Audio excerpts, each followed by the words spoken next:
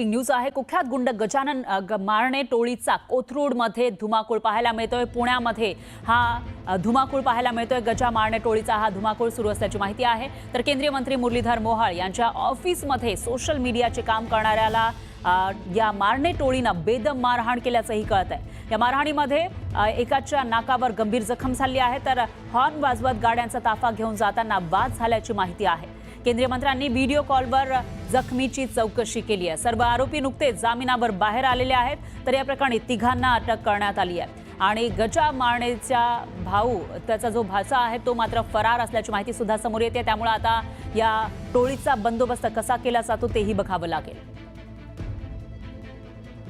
आणि याविषयी अधिक माहितीसाठी आपले प्रतिनिधी वैभव सोनवणे हे आपल्या सोबत जोडले गेले आहेत। वैभव, काय सांगाल? गजा मारणे टोळीची दहशत पाहायला मिळते। आता तर केंद्रीय मंत्र्यांचे जे कर्मचारी आहेत त्यांना मारहाण केल्याचं दिसतंय।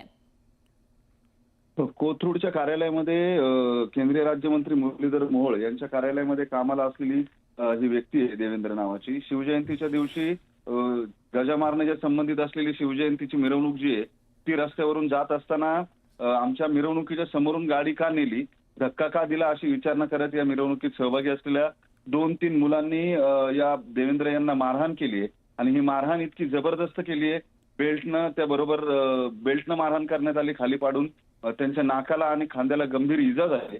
या सगळ्या प्रकरणाची माहिती मिळाल्यानंतर त्यांनी त्यांच्या वडिलांना बोलवून घेतलं आणि तिथून ते कोथरूड पोलीस ठाण्यात गेले।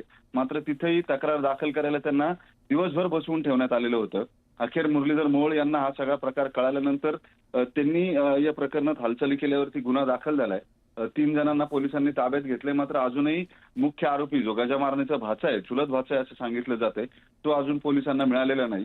हे सगळे आरोपी जे आहेत त्यांचे इंस्टाग्रामचे अकाउंट तपासले तर गजा मारण्याचे पुण्याचे मालक असे रील लावलेले त्यांनी दिसून येतात आणि या रीलच्या माध्यमातून ते दहशत वाढवण्याचा किंवा गुन्हेगारी पसरवण्याचा प्रयत्न करतायत।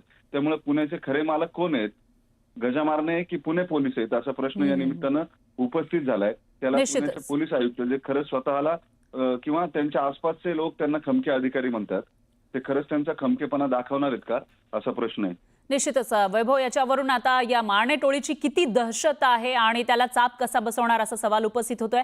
दरम्यान धन्यवाद तुम्ही दिलेल्या या सविस्तर माहितीसाठी।